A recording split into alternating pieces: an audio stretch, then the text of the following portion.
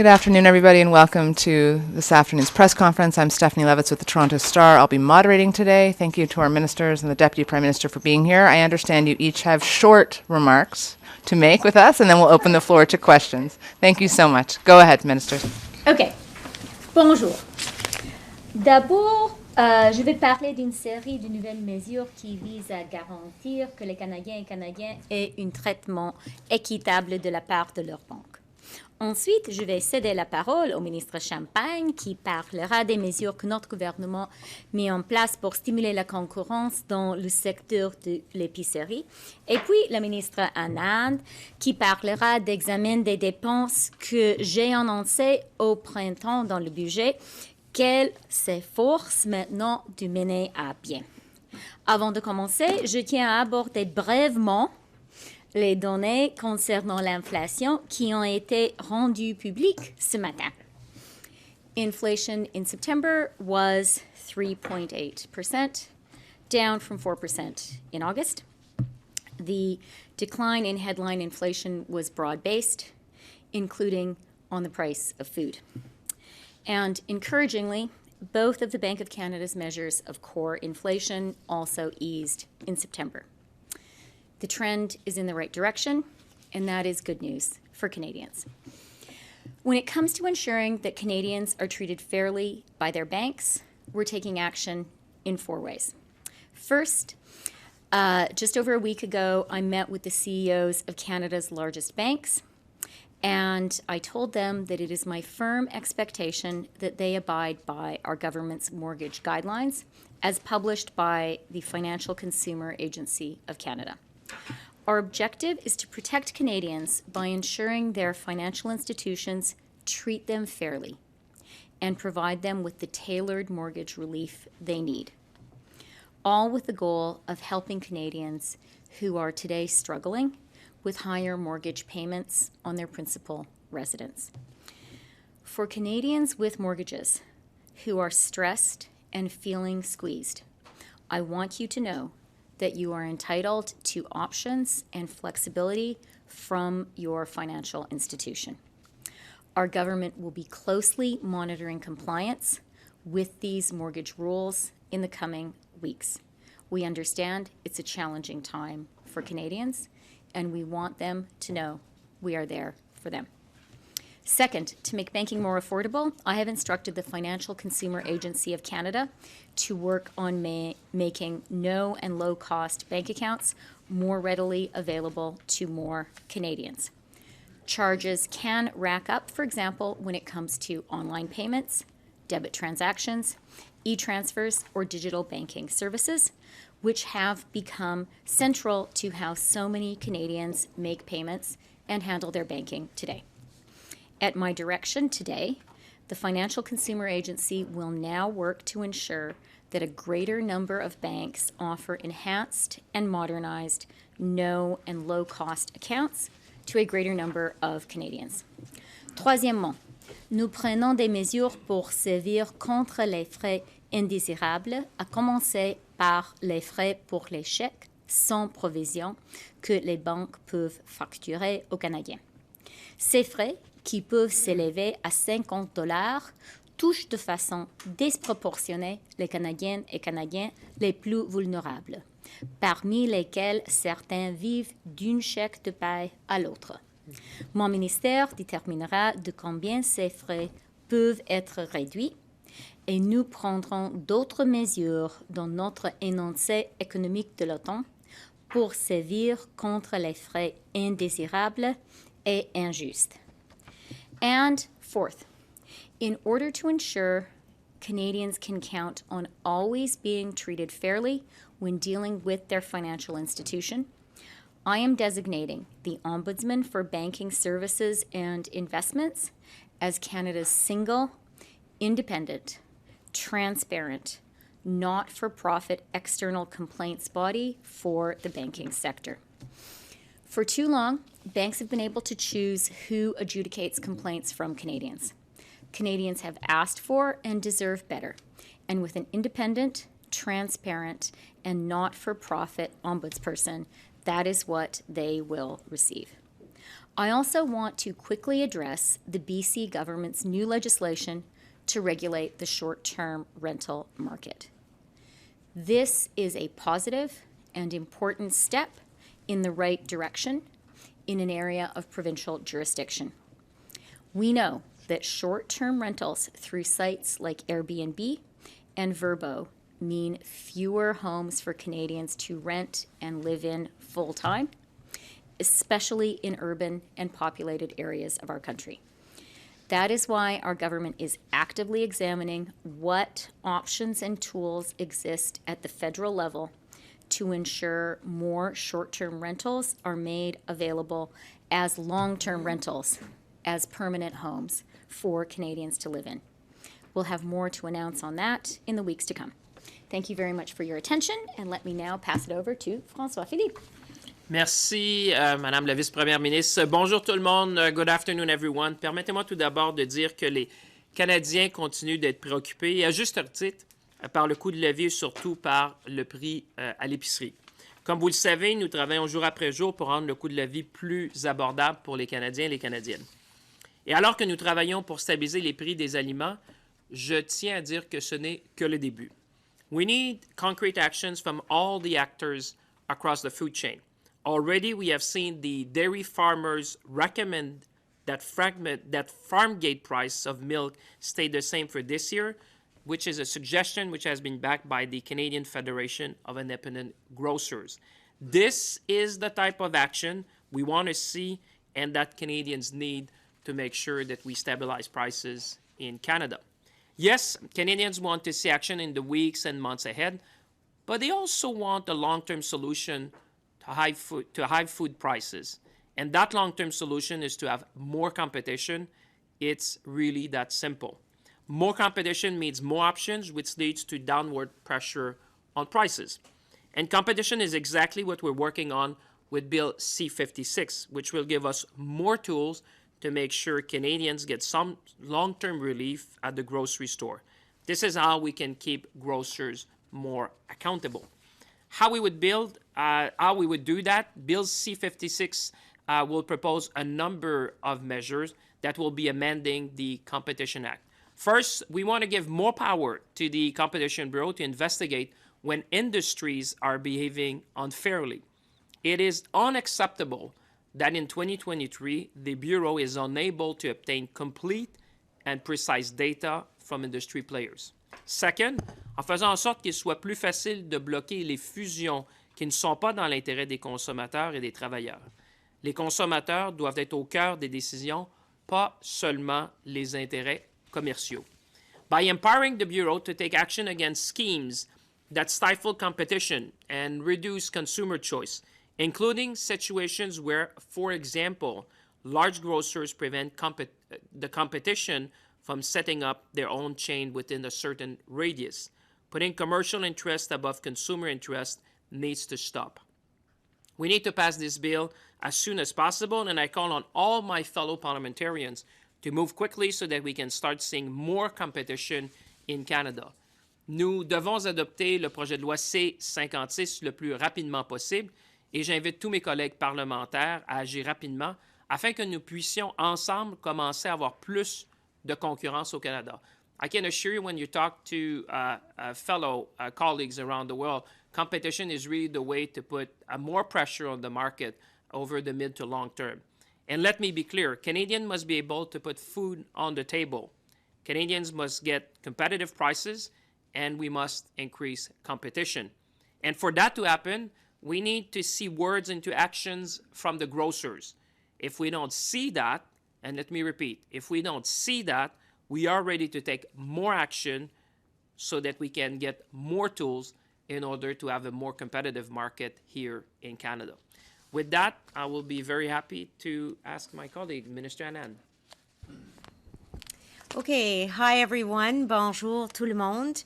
Over the last number of years, our government has worked hard to build a strong economy, which is why Canada maintains a AAA credit rating, the lowest debt to GDP ratio in the G7, and low unemployment. However, we also know that during this economic time, we are living through high inflation and high interest rates, along with many other challenges that are forcing everyone, including our government, to pivot and refocus. Ce matin, des chiffres sur l'inflation ont été publiés et je ne doute pas que l'opposition vous dira que ces chiffres d'inflation sont le résultat de nos dépenses. On the contrary, just as we did during the pandemic, we have been putting in place programs to support Canadians, bill after bill, law after law. These programs include providing 11 million Canadians with the grocery rebate, 4.2 million Canadians with the workers' benefit, and 6 million Canadians with increased old age security. Another example is during the pandemic, when our small businesses couldn't keep their lights on. We introduced several measures, including the CEBA loan, to help them get through dark times. Now, we continue to support small business owners and their workers, who are the backbone of our economy, through the extension of the CEBA loan repayment program. In other words, unlike the opposition, who vote against initiatives to support Canadians, our government firmly believes in investing in Canadians time after time, because that is how we build a stronger economy and a stronger country. Comme vous l'avez entendu aujourd'hui, nous sommes pleinement engagés à réduire le coût de la vie et nous allons le faire tout en continuant d'investir de façon responsable. Right now, Canadian families and businesses and corporations are all checking their books to see where they can make savings, and the Government of Canada is no different. We are looking for mere cents on the dollar in terms of refocusing spending to prioritize smart governance and prudent fiscal management.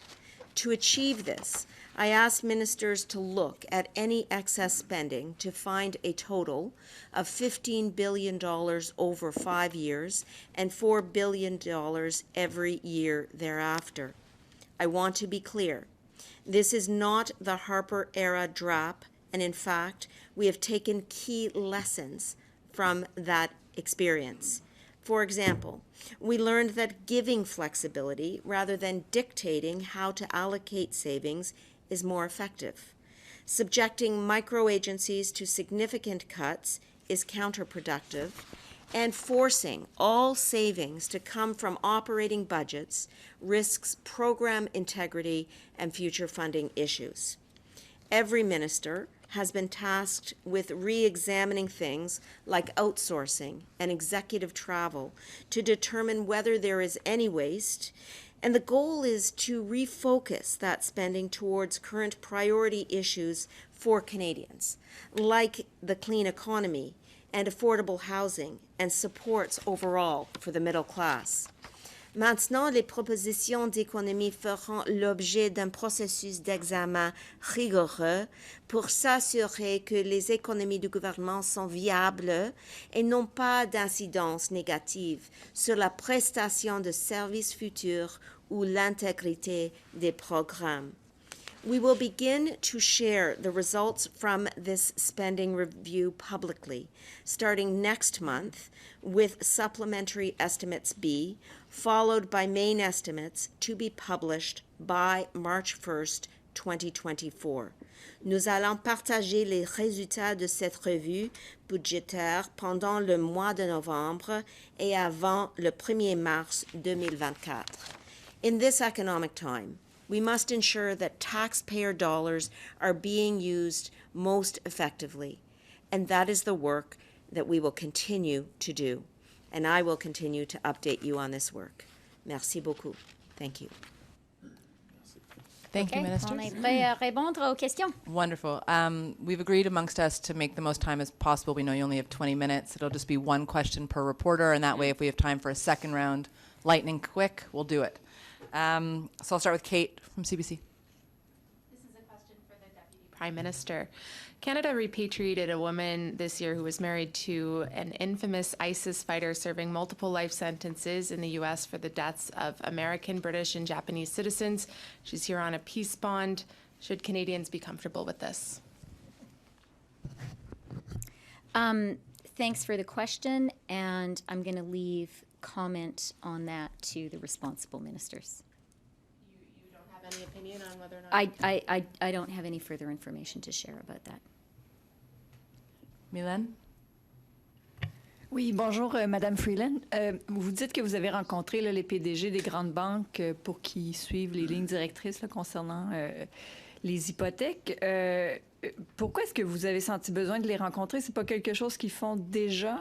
Il y a beaucoup de gens qui ont eu des extensions là, pour leur hypothèque puis des aménagements. Oui, je le sais. J'ai des rencontres, comme était le pratique des ministres des Finances, toujours au Canada. J'ai une rencontre chaque 6 mois avec les PDG des grandes banques du Canada.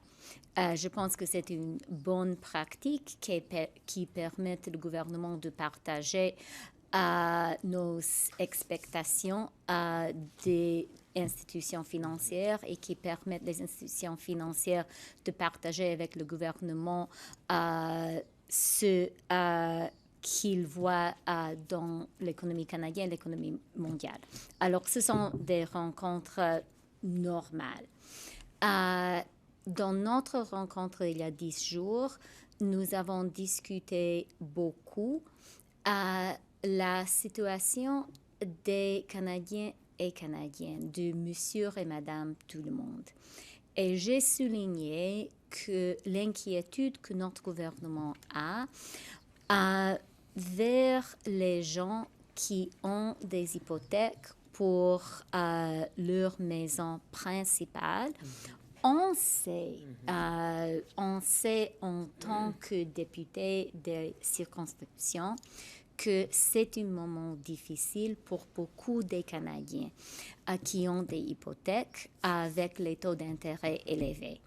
Et pour moi, c'était important de soulever cette situation humaine dans la conversation avec les institutions financières et de souligner que pour notre gouvernement, la priorité, c'est la vie des gens.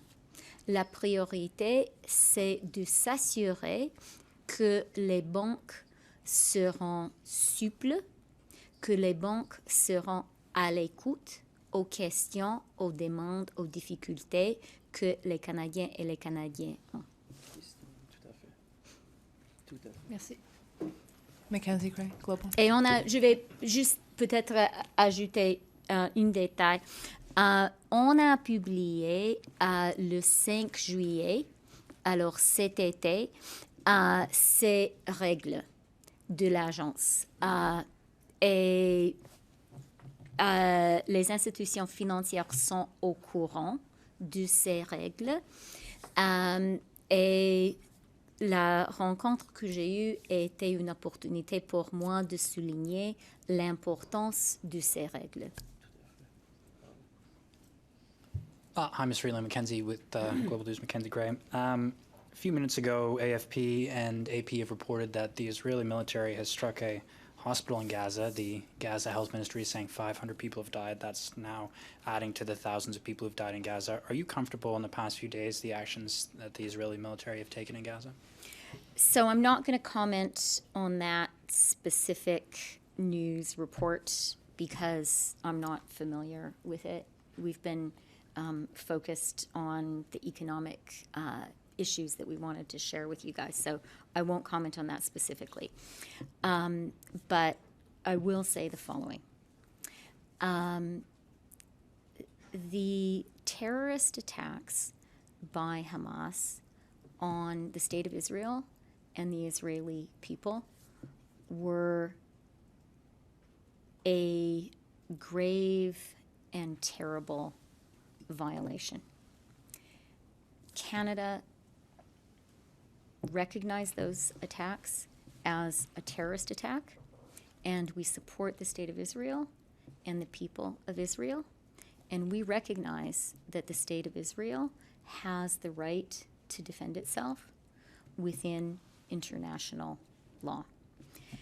At the same time, I think it is really important for us to underscore that Hamas is a terrorist organization which does not represent the people of Gaza, that it is very, very important that human life, that civilian life be guarded and preserved, and that international law and the law of war be followed. Ray? Oui, bonjour, M. Champagne. Question concernant l'inflation alimentaire. Vous nous avez dit ce matin, puis encore tout à l'heure, ce n'est que le début de votre travail, mais êtes-vous capable de dire aujourd'hui aux Canadiens à quel moment l'inflation alimentaire va retourner autour du 2 % visé? Bien, écoutez, c'est un travail, je veux dire, où il y a des étapes à court terme, moyen terme et long terme. À court terme, vous avez vu, on a présenté un plan. D'abord, le fait d'amener les 5 CEO à Ottawa, vous direz, M. Fillon me dit que c'est une première au Canada parce que c'est une industrie qui n'est pas réglementée. Alors déjà, d'exprimer la frustration de 40 millions de Canadiens et Canadiennes en disant « Vous devez faire votre part pour stabiliser les prix au Canada et on sera là pour s'assurer que vous le faites. » Parce que si vous ne le faites pas volontairement, on a été très clair qu'il y aurait des mesures qui seraient prises pour arriver à stabiliser les prix au Canada. Ceci dit, je pense que les gens, vous savez, durant le week-end, je rencontrais des gens un peu partout au Québec et les gens me disaient, tout le monde comprend qu'on ne peut pas faire de miracle, mais les gens s'attendent à ce qu'on pose des gestes et des gestes concrets qui vont aider les gens parce que les gens comprennent que c'est pas comme quelque chose qu'on peut allumer et éteindre. Stabiliser l'inflation, stabiliser les prix des aliments au Canada, c'est un travail qui va prendre les prochains jours, les prochaines semaines, les prochains mois. On voit des données qui semblent aller dans la bonne direction, mais ceci dit, on va continuer de faire plusieurs choses. D'abord, il y a ce qu'on veut voir des épiciers, c'est-à-dire les engagements qu'ils ont pris. On veut voir les résultats de ça, les actions qu'ils vont prendre. Deuxièmement, comme vous savez, on a parlé du code de conduite dans le domaine de l'alimentation. On a parlé de donner plus d'informations et de s'attaquer à des enjeux qu'on a appelés la réduflation, par exemple, qui touche plusieurs Canadiens et Canadiennes, et de mettre ça en évidence. Et finalement, la concurrence, parce que durant la dernière semaine, je parlais par exemple à un des PDG d'une des grandes chaînes alimentaires en France. Il me disait, M. Champagne, et je pense que c'est d'évidence, quand vous regardez le marché américain, vous regardez le marché britannique, vous regardez le marché français, on a 3 épiciers au Canada qui contrôlent 60 % du marché. Alors, c'est l'évidencement que la meilleure façon de stabiliser les prix de la nourriture au Canada sur le moyen et long terme, c'est d'avoir une loi sur la concurrence qui est plus robuste. C'est exactement ce qu'on demande aux partis d'opposition. On dit, si vous voulez faire quelque chose pour aider les Canadiens et Canadiennes, une chose, les gens vous implorent, là, les gens vous regardent aujourd'hui, ils vous disent, faites une chose, votez pour la loi C-56, ça va donner des outils. Je les ai énumérés, par exemple, on a vu quand le Bureau de la concurrence a voulu faire une étude. Imaginez en 2023 que le bureau n'ait pas le pouvoir de demander de l'information aux compagnies, de s'assurer que l'information est donnée pour avoir une étude complète. Deuxièmement, on a, au cours des dernières années, vous avez vu, il y a cette fameuse situation-là qu'on a laissé passer des fusions qui probablement auraient pu être revues si on avait un cadre sur la loi de la concurrence différent. Et finalement, vous avez vu ces pratiques-là qui sont anti-compétitifs qu'on a vu, par exemple, dans un centre commercial où aujourd'hui, comme on se parle, là, on est ici aujourd'hui, il y a des endroits où, dans un centre commercial, les baux qui ont été signés ne permettent pas d'avoir de la compétition. Si vous avez un grand épicier, vous ne pouvez pas avoir un épicier indépendant à côté. Ça doit cesser. Et la meilleure façon de donner un coup de main aux Canadiens, aux Canadiennes, présentement, c'est pour les partis d'opposition, d'appuyer ce qu'on a présenté, réformer la loi sur la concurrence, continuer de pousser les grandes chaînes d'alimentation, aller vers le code de conduite pour l'épicerie, puis en même temps donner plus d'informations aux Canadiens et aux Canadiennes, parce qu'on va continuer avec le bureau qu'on a créé, on va continuer de mettre en évidence des pratiques qui sont problématiques, par exemple comme la réduflation, la déqualiflation dont le professeur Charlebois parlait souvent.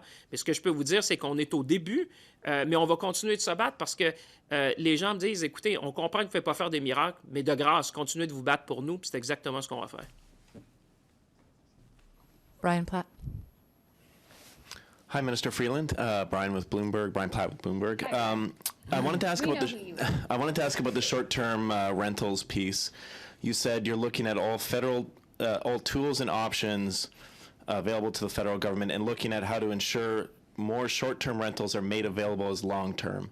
But that seems like something that is pretty squarely up to the provinces. So is there anything any direct federal tools you're looking at here, tax treatment or mortgage rules, or is this all about putting conditions on federal funding to provinces? Thanks for the question, and thanks for noticing. I do think the action BC has taken is very important, and you are quite right that this is an area of provincial jurisdiction. But it is so important that we are examining whether there are any tools in the federal jurisdiction that we could use that would make a difference in this space. And the reason we're so focused on it is we really do understand that housing is a very challenging issue for Canadians. And we believe that the core challenge is there just aren't enough homes available for people to buy or for people to rent. And so we're kind of, reviewing the space, and we're thinking, what can we do both in the medium term and immediately to relieve some of the pressure? The medium-term measures we've been talking about, lifting the GST on purpose-built rental, which is in Bill C-56 that François-Philippe has been talking about, and I'd like to take this opportunity to encourage all parties to support that measure. It has been, widely supported in Canada, the fact that we put that on the table. And I think there was a story in the Globe and Mail yesterday saying that people are already seeing more purpose-built rental being built because of that measure. That is a very good thing. But even if people, started building the day after the PM announced it in London, Ontario, it takes a while for those new apartments to be built. So we are looking around and are saying, what can we do right away that makes more homes available for Canadians? And the short-term rental is one of those spaces. Some estimates that I've seen suggest that in Toronto, Montreal, and Vancouver alone, you could get up to 30,000 more units available right away for people. So that would make a big difference. And that's why, recognizing, as we do, that this is within provincial jurisdiction, we are taking a very careful look at whether there are any tools in the federal toolbox we could use as well. But if other provinces want to follow BC's lead, that would be great for Canadians too. Valérie? Bonjour, Mme Freeland. J'aimerais vous entendre sur ce programme d'assurance médicaments qui vous lie au NPD. Aujourd'hui, il y a le premier ministre Legault, tout comme son ministre Roberge, qui disent si jamais le fédéral va de l'avant avec ça, on veut s'assurer que le Québec a un droit de compensation, un droit de retrait garanti. Est-ce que vous pouvez vous engager aujourd'hui auprès du Québec sur ce programme-là? Premièrement, notre collègue, le ministre Hollande, travaille sur cet enjeu et on a discuté cela au sein du cabinet aujourd'hui et j'ai beaucoup de confiance, comme nous tous savons, au ministre Hollande de trouver la bonne voie. Concernant le Québec, je pense que notre gouvernement a démontré à plusieurs moments que nous pouvons trouver les bonnes solutions pour le Canada et pour le Québec. On l'a fait avec les garderies de petite enfance. On a juste conclu une entente concernant le logement.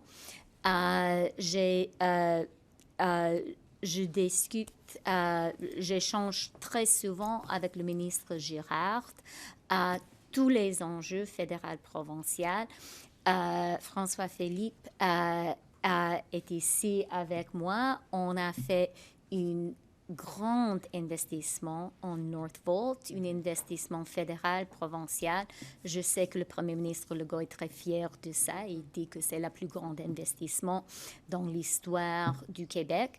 C'est ça, mais le plus grand investisseur dans cet investissement, c'est le fédéral.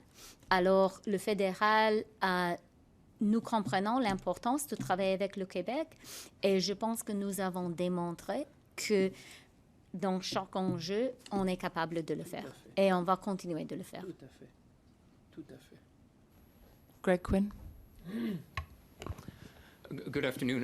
Mr. Freeland, at IMF meetings last week, you were there, and staff economists urged central banks to make sure they don't lower interest rates too soon to make sure stubborn inflation doesn't take hold. Is that global backdrop going to make your own domestic commitments more difficult when it comes to, setting conditions for lower borrowing costs for families or even maintaining fiscal responsibility? Yeah, thanks for the question.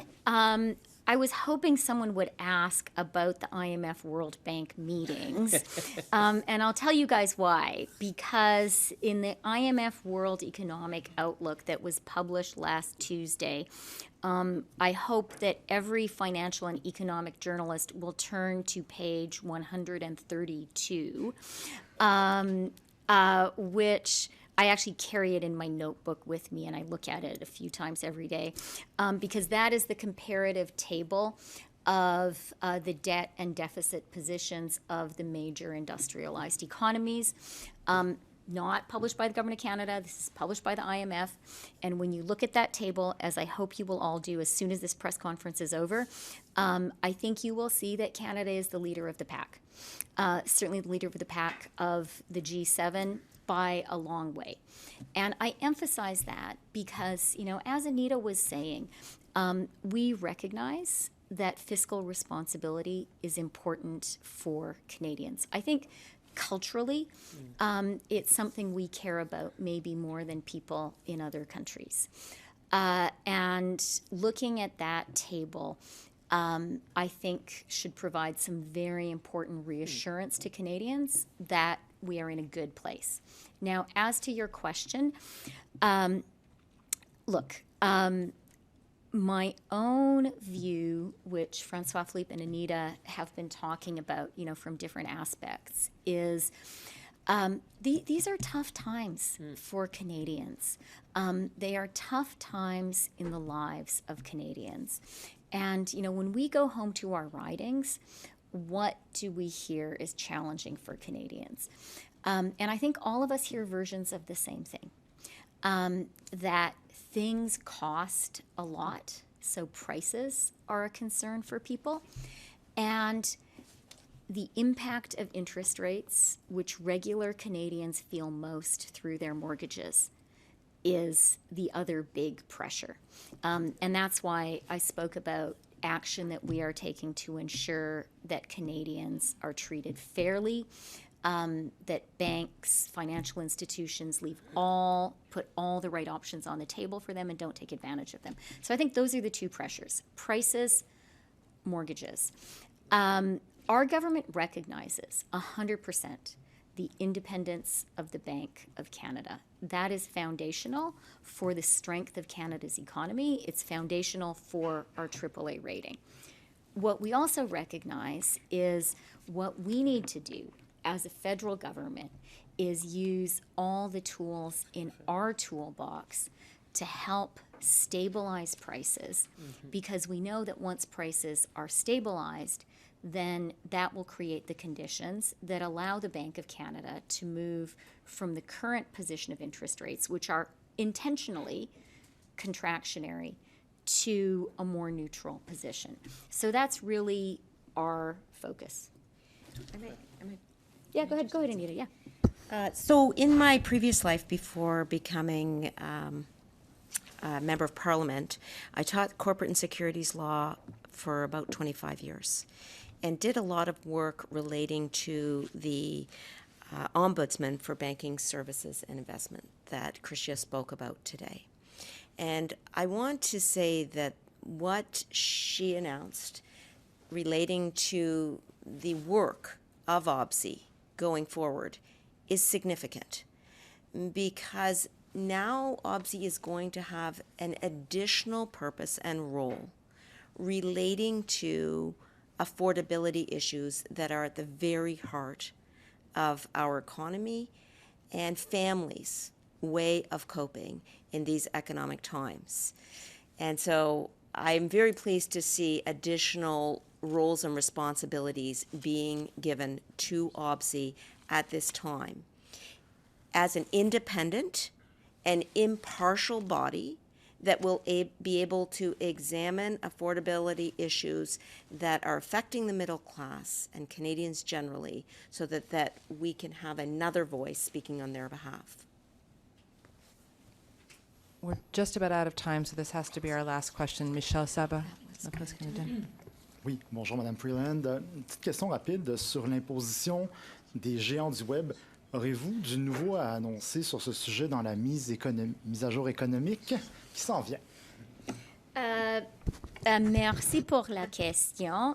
Et on l'a discuté avec nos homologues à l'international pendant la réunion du Fonds international monétaire et Banque mondiale.